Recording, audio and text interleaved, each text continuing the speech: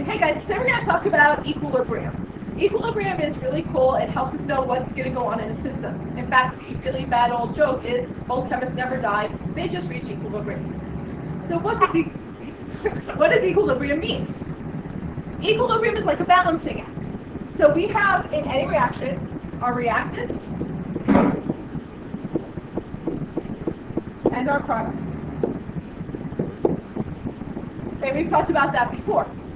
Sometimes reactions can go in both directions. So the products can turn back into the reactants.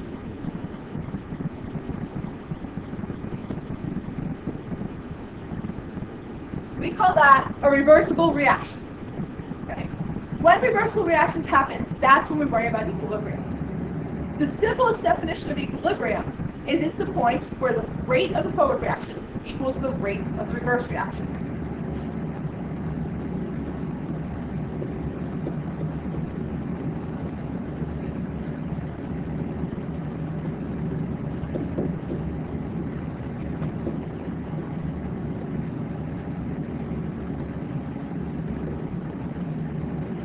This is something you can actually see in your everyday lives, especially if you have younger siblings. Have you ever put together Legos or a card castle, and somebody else comes along, and every time you put up the new thing, they take it apart on you? That is equilibrium. If you never get ahead of them, and they never get ahead of you, you have reached equilibrium. So it's really kind of a cool thing, and next class you're actually going to do this with Legos, so come prepared to have some fun and get very competitive with each other. One of the things about equilibrium is there's something called the equilibrium constant. And what that tells us is which way wins overall. Do we end up with more products or more reactants?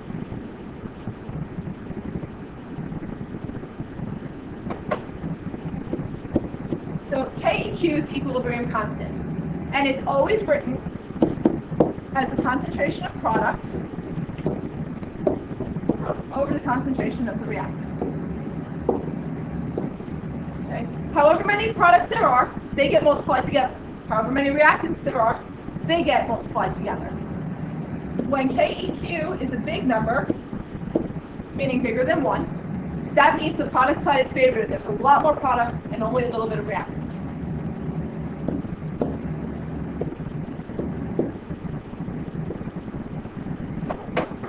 If KEQ is smaller than 1, that means that the reactants are favored and you never really get to product.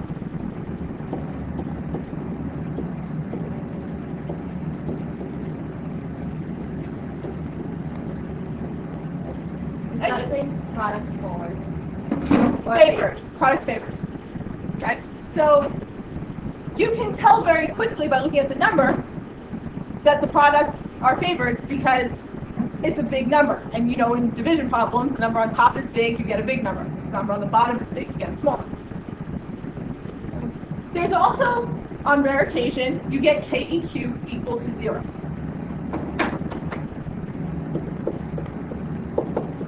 In your body, that means you're dead. KEQ equals 0 means there is no reaction happening.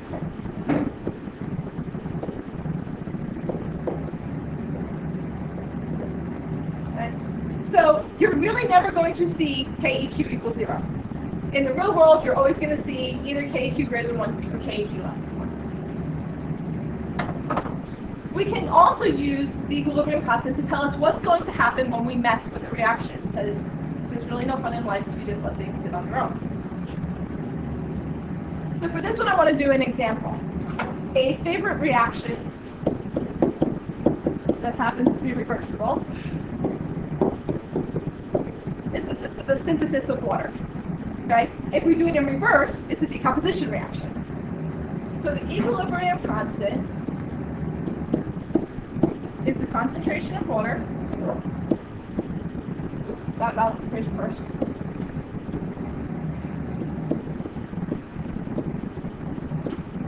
Over the concentration of the products.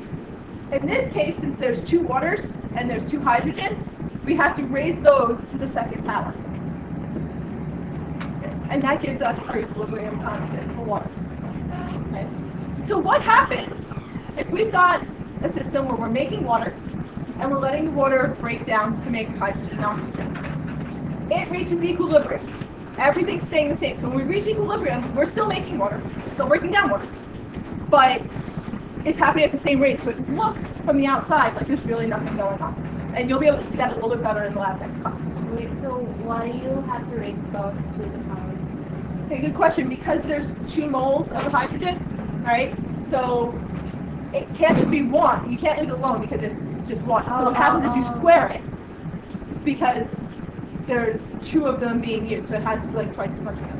Oh, and since the concentrations are related to the number of moles, that's why it's squared, so you have 2 moles. Right? Perfect. So it's, Yes. So like, does that mean that whatever the coefficient of like the H2 is, that's going to always be raised? Exactly. Exactly. So if this was a 3, it would be a 3 up there. That's exactly right. If this was a 3, it would be a 3 up here. Okay? Vaguely remember this from last year. Okay, so the last thing I want to talk about is what happens if we're at equilibrium and we mess with it. So let's say I want to make all of my hydrogen turn into water. Right? This is reversible. It's not going to happen unless I cheat. So what can I do to get more water? Well, there's a couple of options.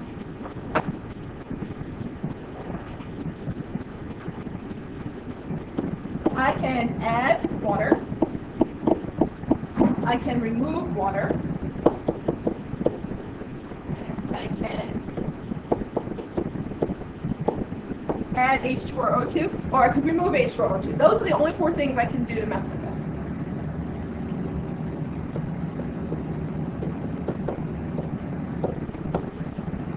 That's it. Okay? That's all that's in the equation.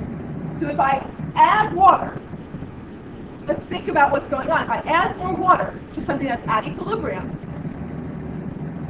I now have too much water. So the reaction wants to fight back.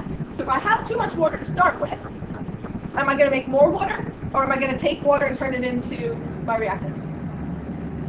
Turn it into You're going to turn it into reactants because you have too much water. It wants to get rid of the water it has. the equation's unbalanced. And right, basically it unbalances the equation. So if I add water, what's going to happen is I make reactants.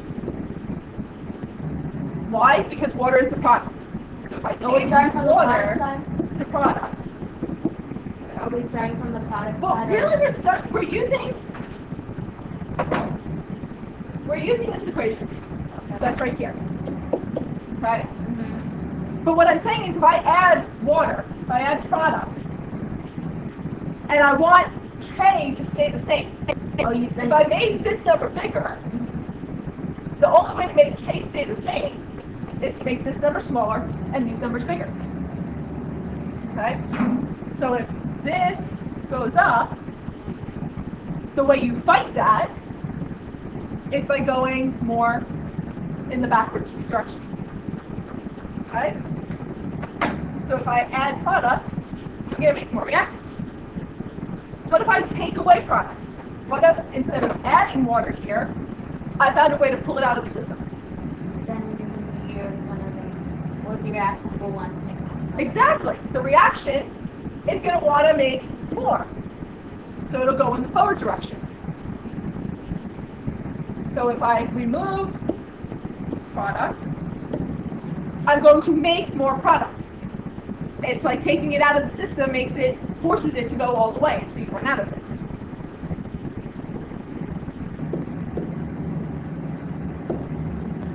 Now, what if we added reactants? Instead of adding water, let's say I started adding in some oxygen.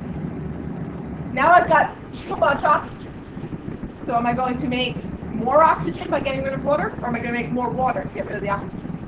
More water. And make more water. So if I add my reactants, I make product.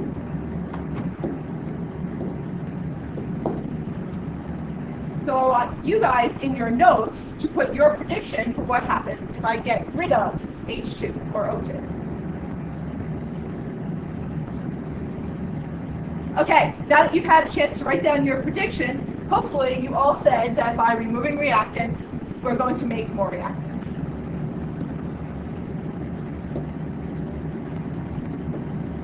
this idea that the reaction fights back against whatever you did, we call LeChatelier's principle. LeChatelier was a French chemist.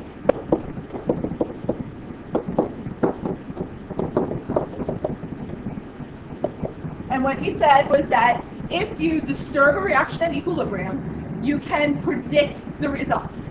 And that the result is always to fight to get back to equilibrium.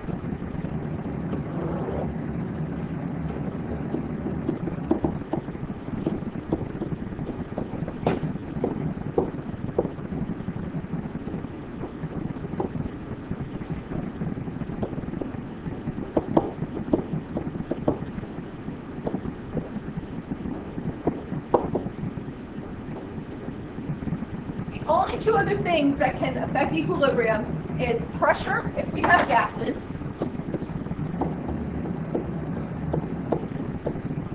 and temperature. Okay? What about volume? We're not going to worry about volume at this level. When you take AP chemistry, then we're going to worry about volume and mass. But what about, never mind. Yes, I said when you take AP chemistry, or college chemistry, or whatever.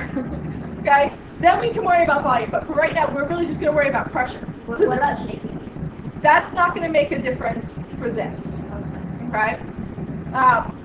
So when we have pressure for gases, we just finished a unit on gases, and we know that when we add moles, it makes the pressure higher. So if we add pressure, we put more pressure, we need to fight that, so we have to take away moles. So what's going to happen is high pressure is going to go to the least moles of gas.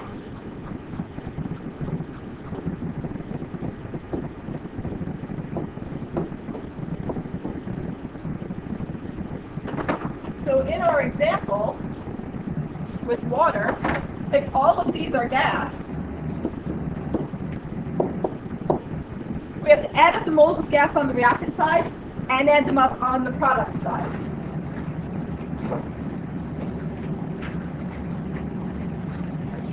Okay. On the reactant side, I have 2 moles of gas plus 1 mole of gas, which gives us 3 moles of gas total.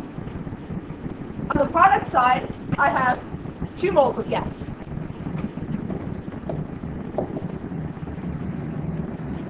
So if I increase the pressure, am I going to go to the side with 3 moles of gas or the side with 2 moles of gas? 2.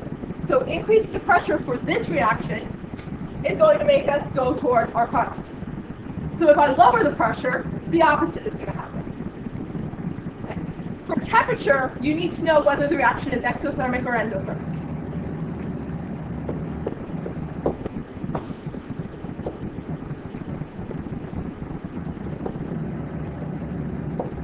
If it's exothermic, heat is a product. Exo is a product.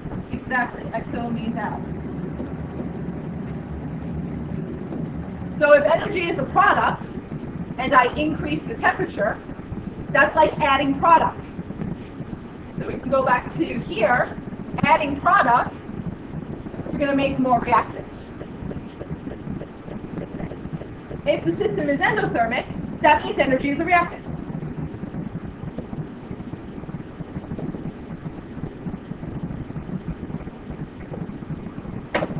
And that is everything you guys need to know about equilibrium this year.